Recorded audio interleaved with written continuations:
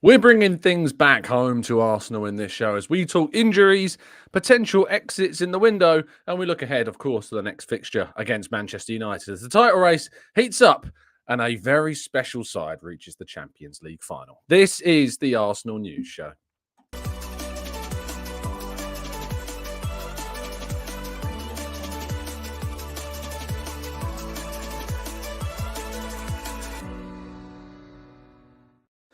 Hello and welcome to the Gooner Talk, back again with you guys and girls for another episode of what is the Arsenal... Did I say the Arsenal News Show twice? I think I did. Well, this is the Gooner Talk, and bring you every single morning at 8 a.m. is the Arsenal News Show. Thank you so much for making this part of your morning routines as always.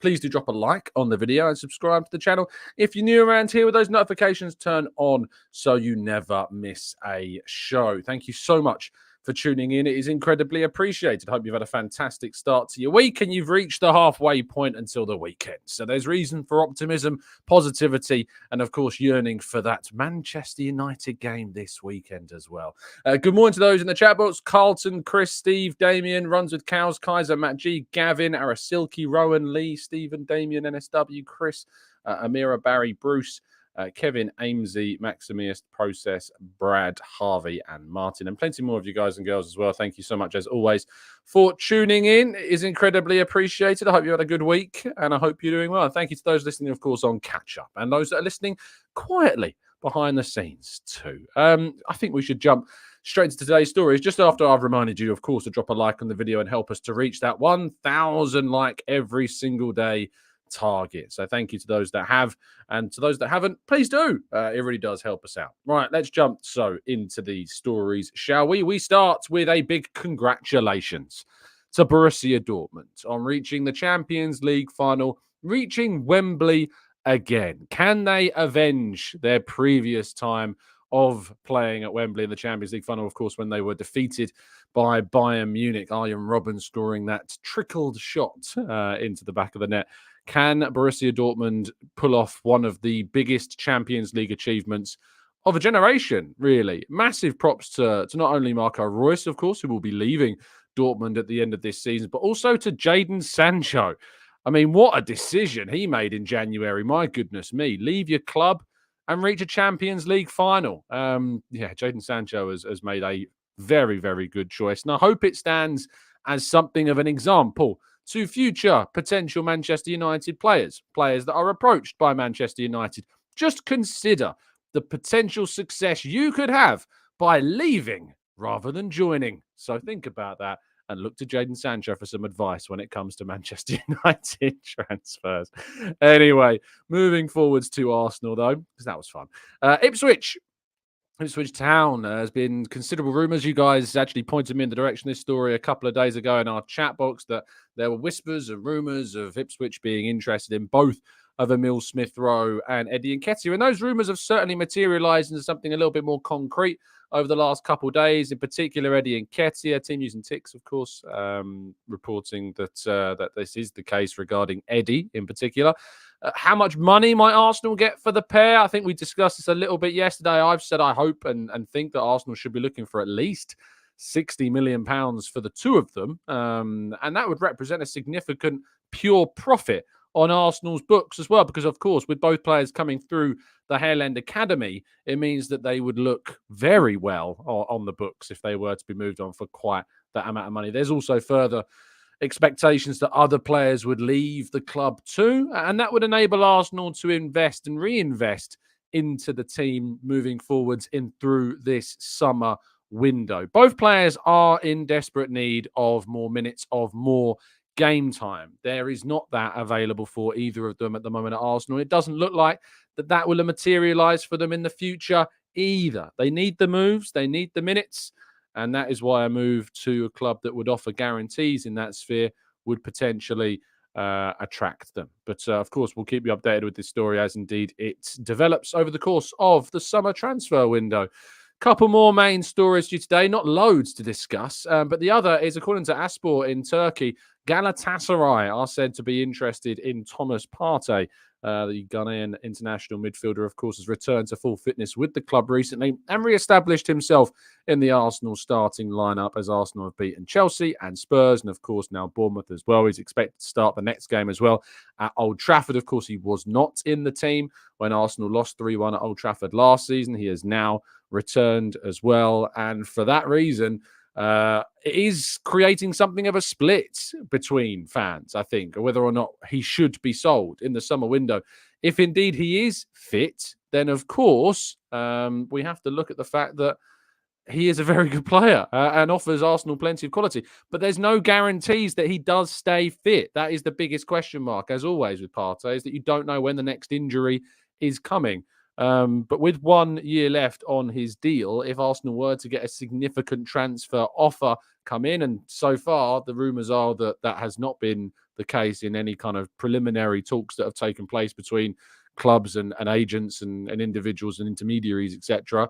So even though there's this suggested interest from Galatasaray, as there is suggested interest from a number of teams, so far nothing in the way of a significant offer seems to be on the cards right now. So I guess we'll have to wait and see what happens with Partey and his future in the coming weeks into June and beyond. And our main story of the day is that Arsenal returns to training after a couple of days off, and the television cameras were indeed at the Shoba Realty Training Centre to witness who was not there. Now, the likes of Jurriën Timber and the rest of the squad were, except for one.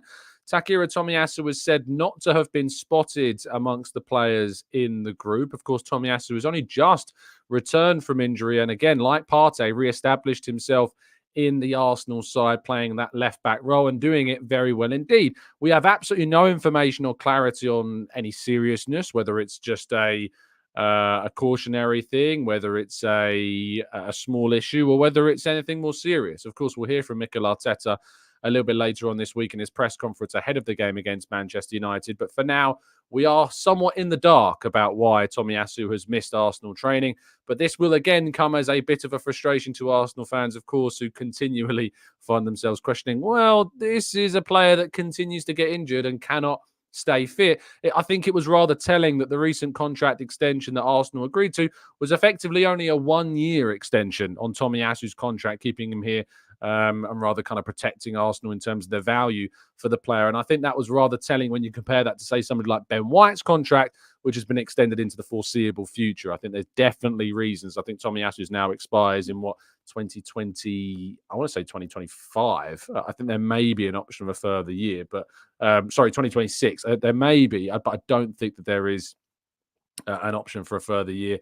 Although, to be fair, on Transfermarkt, it does say that. So 2026 with an option of a further year is on that Tomiyasu contract. So, I think that's a bit telling as to why it was only a 1 year extension effectively onto his current deals, because these injuries are raising questions about whether or not Arsenal have a need to rely upon Tomiyasu. And there is expectation that Arsenal will go into the market in the summer and add another defender to the squad as well.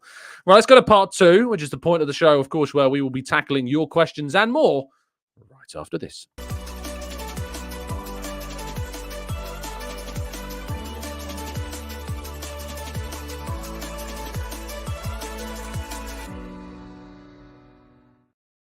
Okay, part two. We're going to jump into the chats and tackle some of your thoughts and as well, hopefully tackle some more interesting points of view. Let's go to Jalali says, how would we regret keeping him? I'm assuming that's more towards Partey.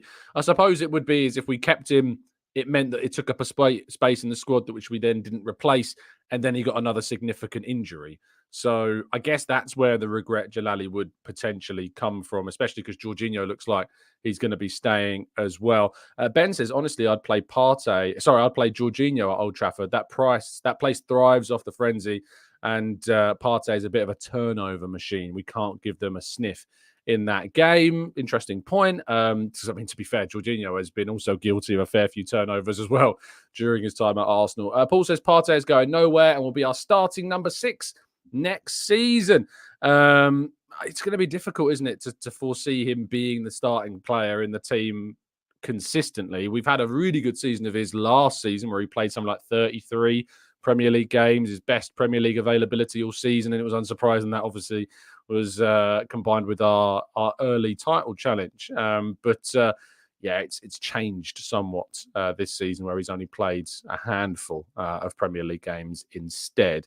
So Nicholas says, Sancho is further proof that Manchester United is ruining their players. I'll take Rashford for £30 million now, please. I think it cost quite a significant amount more than that. But once again, very worth pointing out that you shouldn't kind of like dismiss offhand Manchester United players like Marcus Rashford of Arsenal were interested. One, because to be honest, we have no reason to doubt Arsenal's recruitment at the moment. And B, Manchester United are in an awful, awful place and in an awful environment for their players at the moment as well.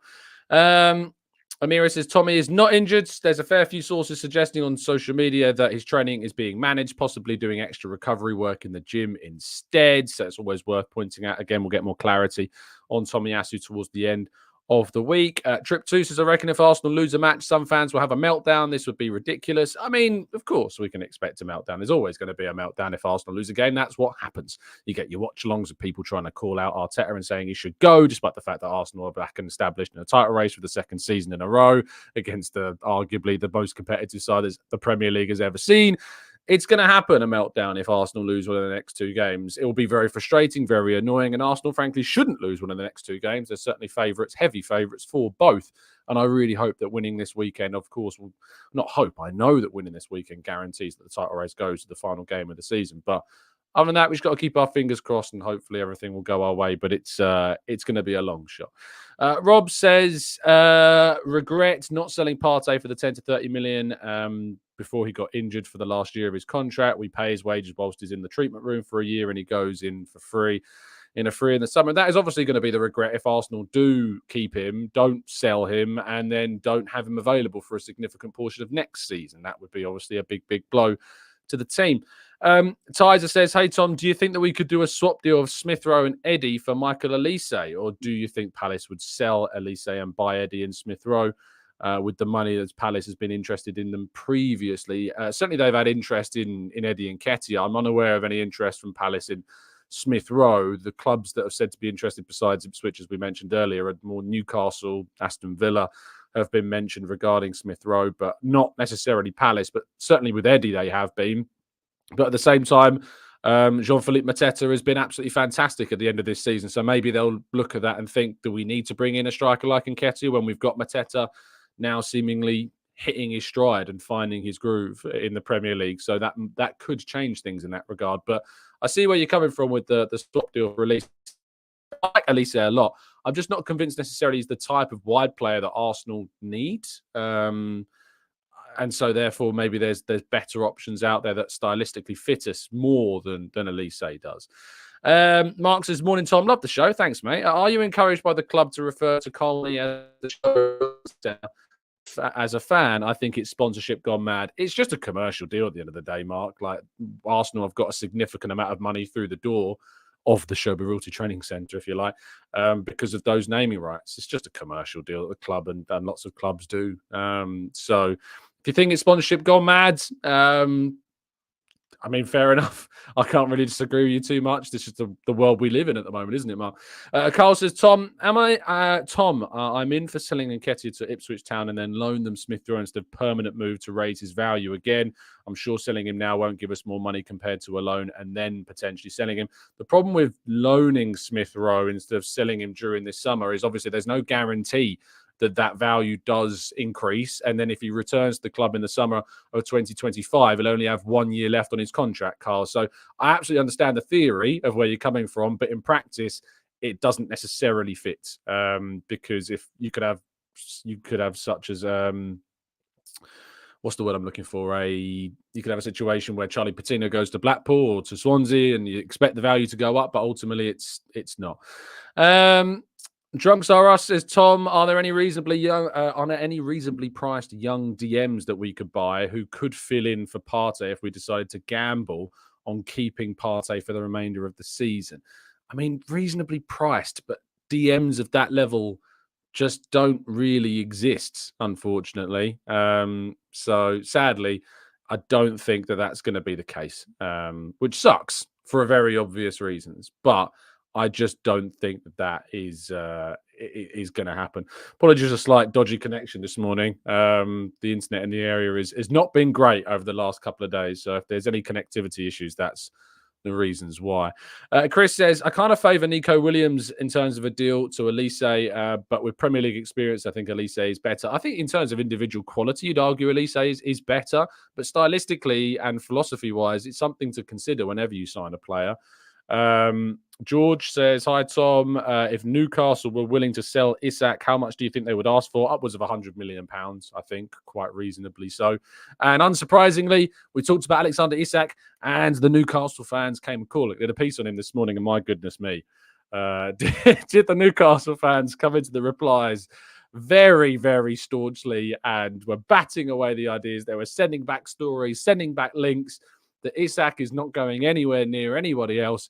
The irony was, of course, all the things that they sent were suggestions that he's signing a new contract from some questionable sources, quotes that he's saying he's very happy at Newcastle. But, of course, we've heard players say that time and time again and then move, of course. So there's not been enough for me, certainly, to shut down the idea that Isak is a possibility. It's a very small one, don't get me wrong, but all the likelihood from my perspective is that Isak is a player that if was to be courted by a side like Arsenal, there's a small chance that you might be able to convince him to push for a move. Let's go to Ivan. It says Partey starting the season at right back was in forethought, not a very awesome decision in afterthought. The role was ultimately taxing his preferred six. Partey is one of the best in the league. The irony is, Ivan, you may remember if you were listening to the show at the start of the season, I actually did an entire statistical breakdown of Thomas Partey's switch to right back. And whilst there were question marks about the change, statistically, he was performing above his average from the previous season. And Arsenal were actually performing better than they were compared to the previous season statistically, despite him playing in a position where everybody thought it was a huge waste.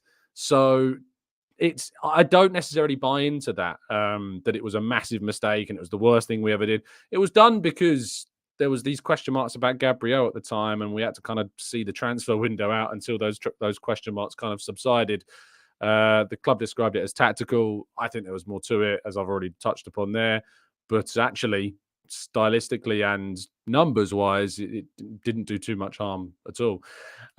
Luke says, Tom, how would you feel about signing Rashford? I think he's got incredible ability, but seems to struggle with mental health side of things. I think if he was taken out of a toxic environment, that would help. I think Arsenal is a really good environment for players, of course, those that are willing to buy into the philosophies and the principles of Mikel Arteta. If you're willing to do that, it can be an amazing environment for a player. So if he was willing to move to Arsenal, I wouldn't be against the idea of it. I really wouldn't.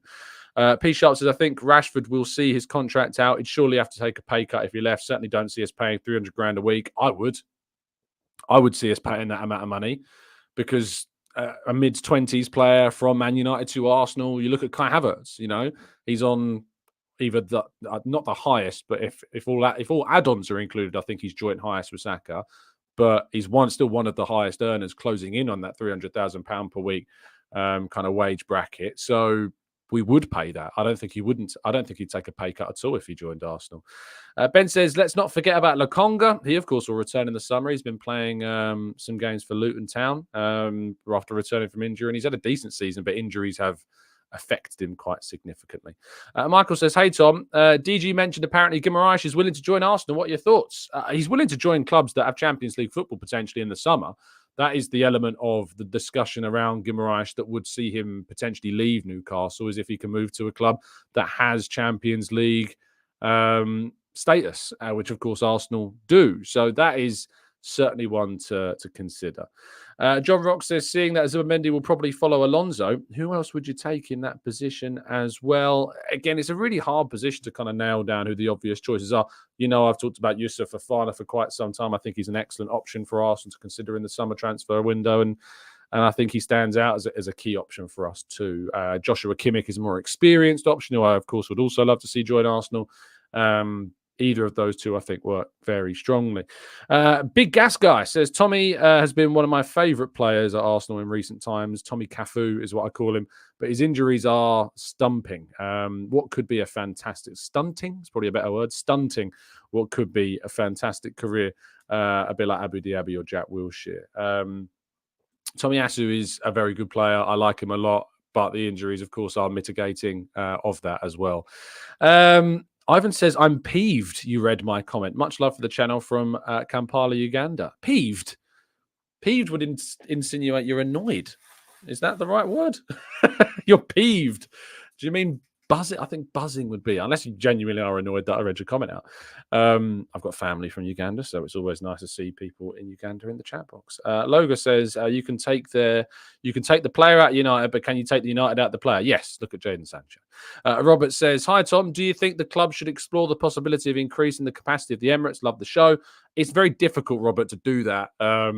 Planning permission and the surrounding area makes it really, really difficult. You could change the entire seating. That's a major project to do, to change that, because obviously it's all, the seats are staggered with the step system, so it would be a major construction that would need to be improved. So yeah.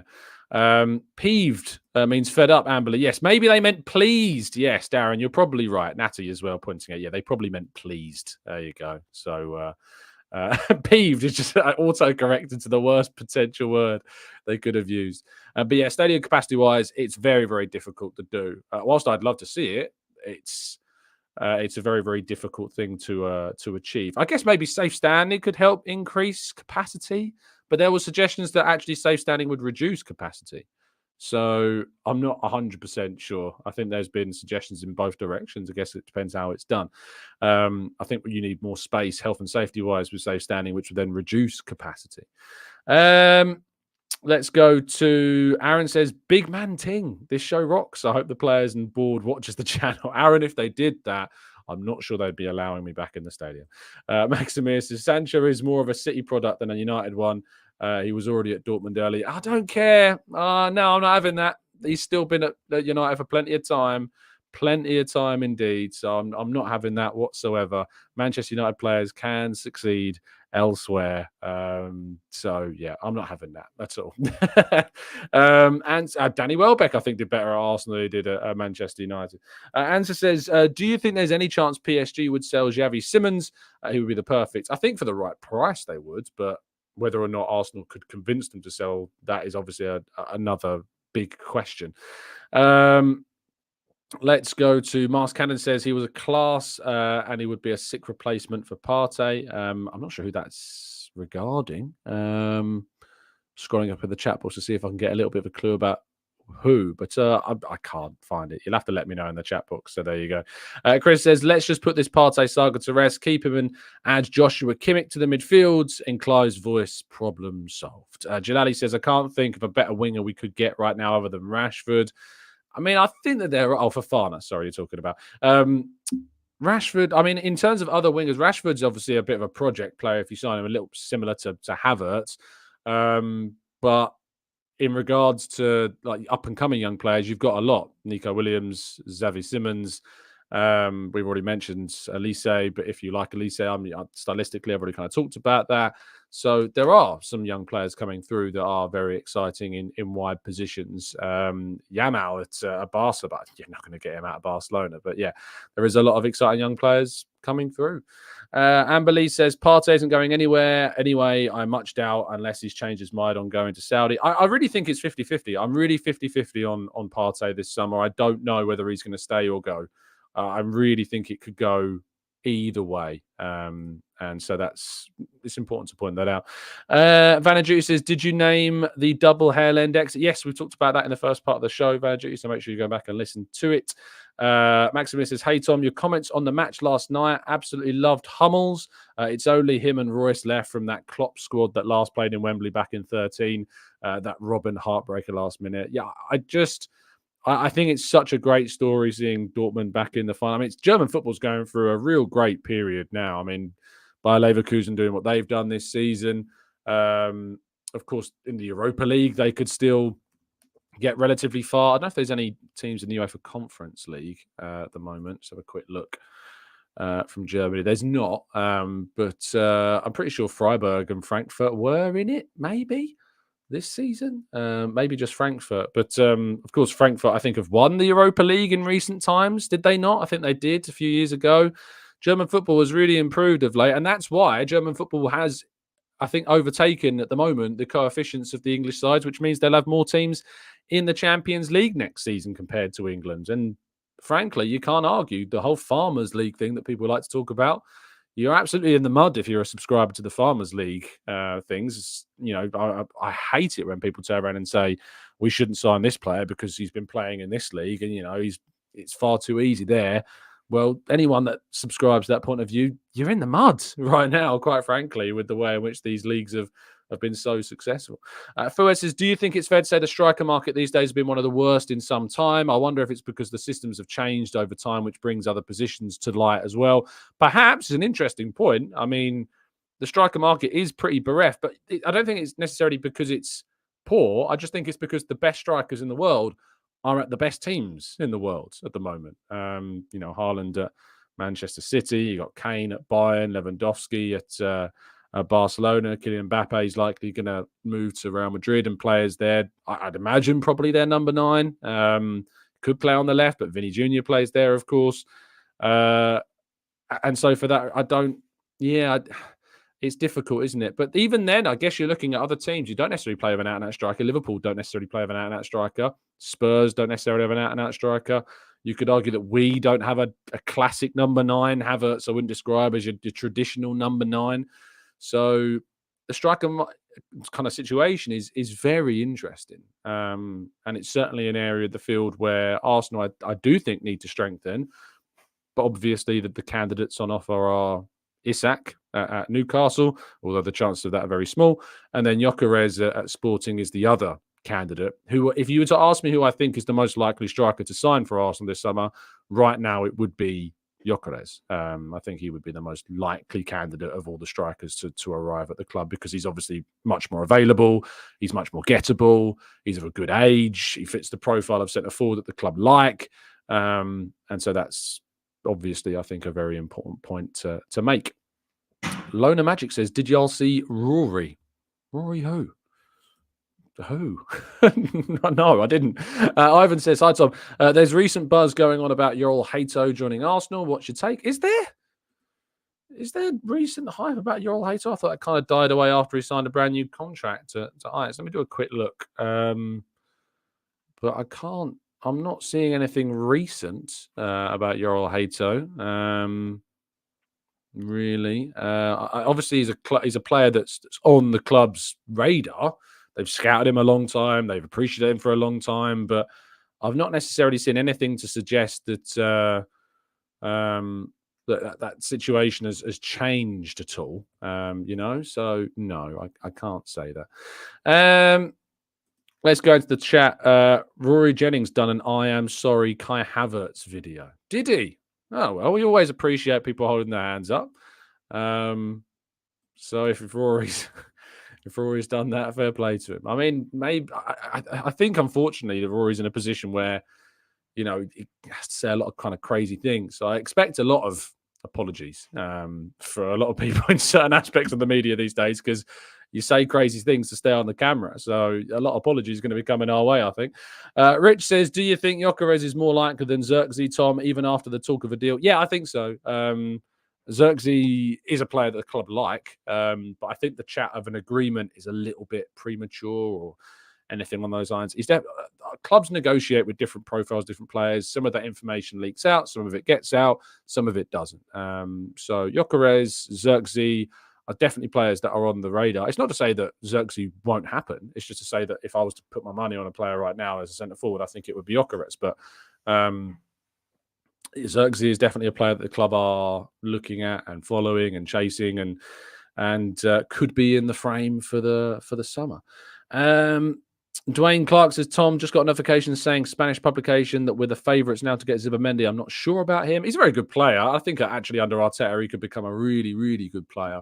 But I'm not sure.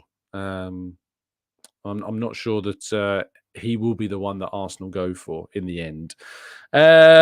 Mikel Arteta in the chat box joins us, says Gyökeres is 26 next month. He's old for a player unproven and is still playing in the Portuguese league. You say that like I didn't just 5 minutes ago say how people are talking about farmers leagues and are looking a little bit in the mud right now. So there is some irony there. we say still playing in the Portuguese league. This is his first season in the Portuguese league. He's, of course, playing in England before that in the Championship, doing really good things, arguably a more tricky league to succeed in than the Premier League at times. It's such a competitive league, the Championship. It's so hard to stand out.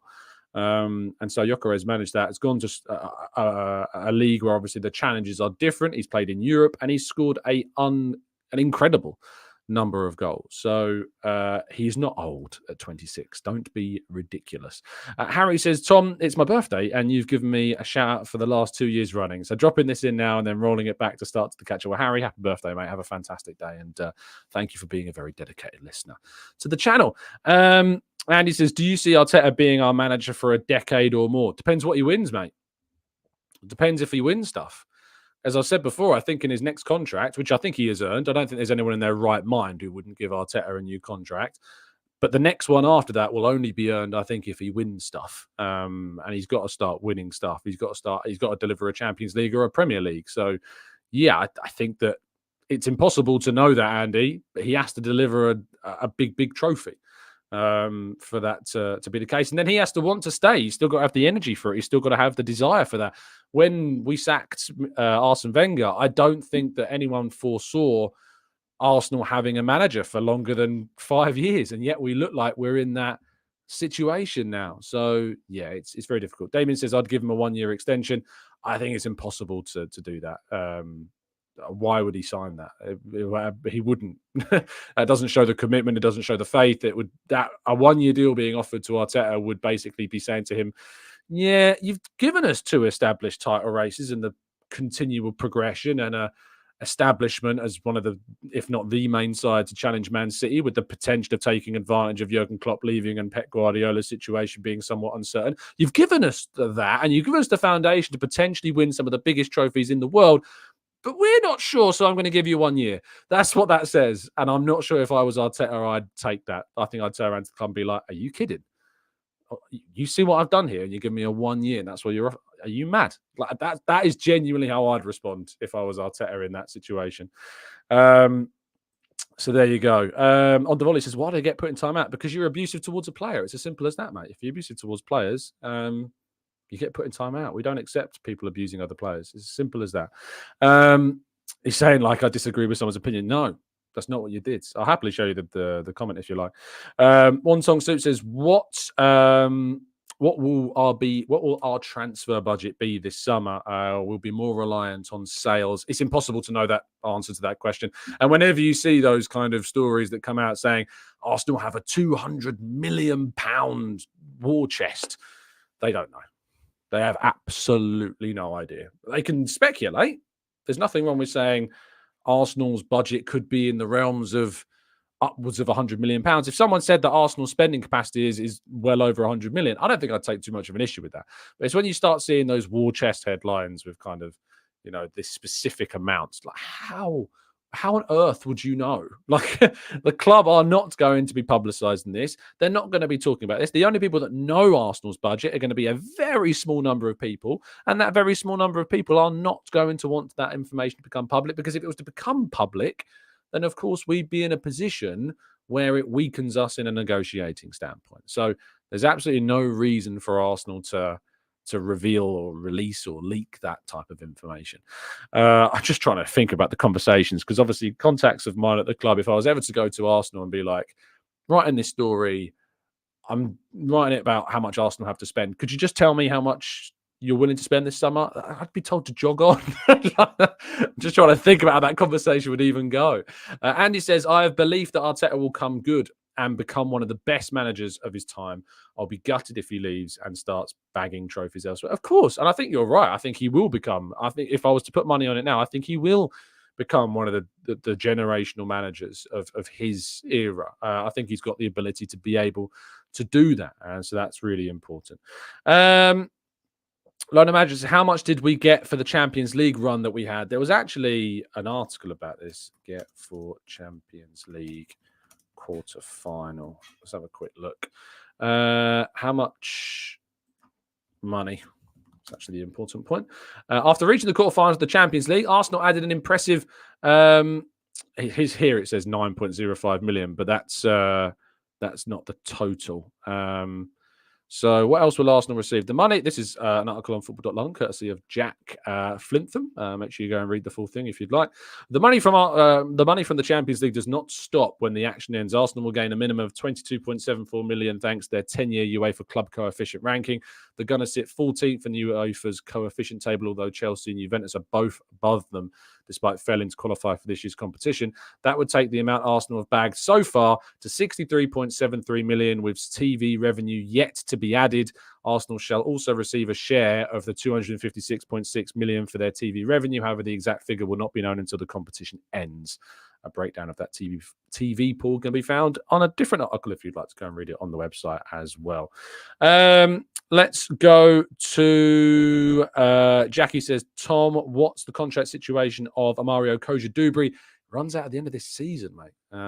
So very, very tough. Very, very tough indeed to even know the answer to that. I mean, it's difficult to know the answer as to what's going to happen. We know that his contract runs out at the end of the season, but it's not clear if Mario Koja-Dubry will stay. And to be very honest, and I know people won't like me saying this, but if I was him, where's the pathway? If you've got an offer that's going to give you more minutes at a senior level this season, if Arsenal haven't laid out, which I'd be surprised if they haven't, but if Arsenal haven't laid out a plan of how they see your future, a loan next season, opportunities in the first team the season after, you got to put yourself first. I always try and take my Arsenal hat off when I talk about these things sometimes, and it's important to do that. But if I was a Mario Koja-Dubry, I'd look at that Wolves game at the end of last season where I was sitting on the bench in a game that meant absolutely nothing. Arsenal couldn't get anything from that game. It didn't matter. And by halftime, we were comfortably in a very strong position. And I'm sitting on the bench and I'm thinking, how am I not getting any senior minutes there? How am I not coming on the field? How is this manager not giving me an opportunity? You know, as Arteta's one of Arteta's biggest backers, he made a big error there. And I think he has made some errors in that regard. I think Alex raises a really good point from the different knock talking about Arteta sometimes. It's convinced me to kind of weaken my position on Arteta's youth kind of assessment. I don't think it's as bad as some people point out, but that was a missed chance, that. And I know others feel that way as well. 032 Theo says, if we sign Rashford, we'd have GM, IT, ESR, and Rashford on the left-hand side, and only Saka and Nelson on the right. Surely the priority is a right wing unless Jesus is in. I think Jesus, of course, can play there. It's interesting also that Martinelli's been brought on the right-hand side a number of times this season, so that's also worth pointing out. Dwayne says, Arteta actually loves Arsenal, which is also great. We constantly used to say that we want owners who care, and I don't think it's a coincidence they started to put more into us since Mikel Arteta also came in. Yeah, it's a very good point. John Rock says, in accordance with profit and sustainability, owners can inject capital from time to time, right? Have the Cronkies ever done so, or have we been self-sufficient? Obviously, throughout the period of COVID, there was a lot of financial support that was given to help the club continue kind of really without any issues through that time. But they've not really injected, if you want to talk about injections of money, when the owners bought out Arsenal, any bit of money the club have is theirs. They own the club. That's how it works. It's like if you buy a business, if you had a bit of a shareholder in a business, sure, but if you buy out the business, any revenue that company makes is yours. That's what you've made. So if you spend any money through your business to upgrade infrastructure, upgrade staff, bring in more staff, that's you investing, because everything that is in the club is theirs because they own it. So that's how it works. So we could talk about injecting money into the club or whatever through capital. The club, I'm not aware of any specific injections of capital into Arsenal, but any money that Arsenal spend is the owners spending their money because they own the club. So that is how it works. Mind, Body and Goals says, Arteta is already doing amazing things. Already 26 wins in back-to-back seasons. Last season's point haul was only beaten twice by Wenger. And this season is fingers crossed, going to be one behind the Invincibles. Of course, if Arsenal win this weekend, it will represent their record number of wins in the Premier League season. If they score one more goal, it will represent the most Premier League goals we've ever scored in the history of being in the Premier League. So these are all important factors. These are all really important takeaways to show you the progression, show you the level that this team is performing at. It really shouldn't need any more convincing that we are moving in the right direction. I don't, I know some people say, well, we need to win a trophy. And, you're right to a degree, but there's no more convincing that's needed to know that we're moving in that direction. None at all. AFC Ollie says, how do you think we'll approach the game on Sunday? Cautious of controlling possession and being susceptible to the counter, or will we sit off like we did away at Spurs? I hope we don't play like we did at Spurs, because we played pretty terribly. In the context of Arsenal's season, that North London derby was one of our worst performances, despite the fact we scored 3 goals in that game. So I hope that we play like we've been playing over the last, week against Bournemouth. I hope we play like we did against Chelsea. I hope like we play like we did against Wolves. We played really well against Wolves, I thought. So, yeah, I'm hopeful that we're going to have a good performance. And Manchester United, of course, will have that added motivation that it's us. They've got their injury issues. We don't know who's going to be back for them this weekend, which makes it a little bit trickier to kind of predict how to set up. But I think you've got to focus on yourselves. Go into that game confident. Go into that game with the ambition to be dominant and to use those words of Erik ten Hag, who felt like they deserved to beat us earlier on this season. That's all he said. And that's why I asked Martin Ødegaard this on Saturday afternoon. That's why I asked him. Use that as motivation. He said they didn't feel like they needed any more motivation, but I would certainly be using that as motivation for the game on Sunday. And he says it's been progress every single season under Arteta. Carry on like that, and it's inevitable that we're going to win a major trophy. Akash says, Tom, have you had a look at Angelo Stiller?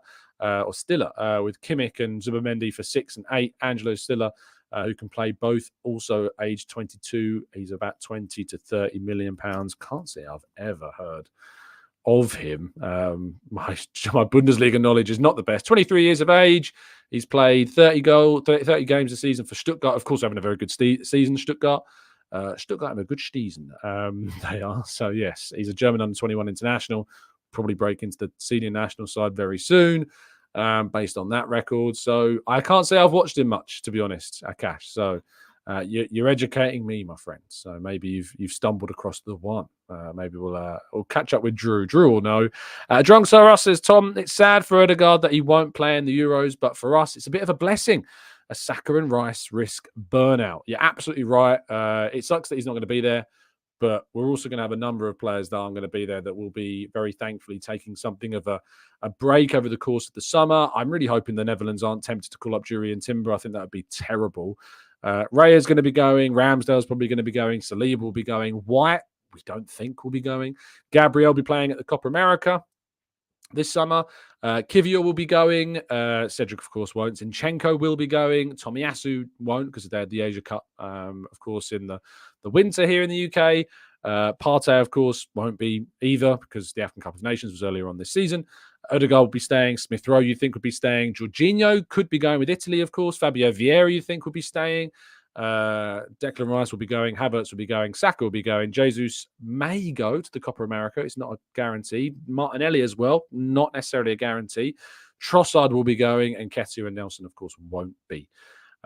So yeah, there's a lot of scope for some to stay, some to go, and that will, of course, give an opportunity as well for pre-season, because when there's usually a summer tournament, it means that more youngsters get opportunities in the earlier games in pre-season. Like we usually do that early game against Nuremberg in the Adidas Center. So maybe we'll get that. That's one to look out for. Diligence says, shouldn't we be trying to keep Ramsdale? We let Martinez go. Is it wise to let another top level keeper slip through our fingers? I mean, I get where you're coming from, and if it was down to the three of them, I'd have Martinez back. Now I think I've certainly got to hold my hands up and say that we sadly did let the better goalkeeper go, but that's only because of Ramsdale hasn't been enabled the ability to improve this season by starting games, and it doesn't look like he's going to. So I don't think there's any point in keeping Ramsdale, not because I don't think he's good, but just because I don't think he's going to play. And I think that's a financial asset that you can probably sell and get a significant amount of money for. We're going to buy Breyer. That's my expectation. That's my understanding. I think he will be made permanent. And so we're going to need to bring in another goalkeeper to be the number 2. And I think that we've talked about Szczesny on the channel before. I think he would represent a pretty good number 2. But there's question marks about his distribution as well. But he doesn't really have to play too many games. So, Yeah, there's a fair few questions still at the moment. Right, I think we will end things there. Thank you so much to you all for tuning in. It's incredibly appreciative to see you all in the chat box. Thank you so much, as always, for doing so. Have a fantastic rest of your Wednesday. Really appreciate your time, as always. And I look forward to joining you tomorrow for more updates on the next 24 hours of Arsenal. Make sure you drop a like and help us to reach 1,000 every single day. Stay safe, stay well, stay happy and respectful. And as always, up the Arsenal.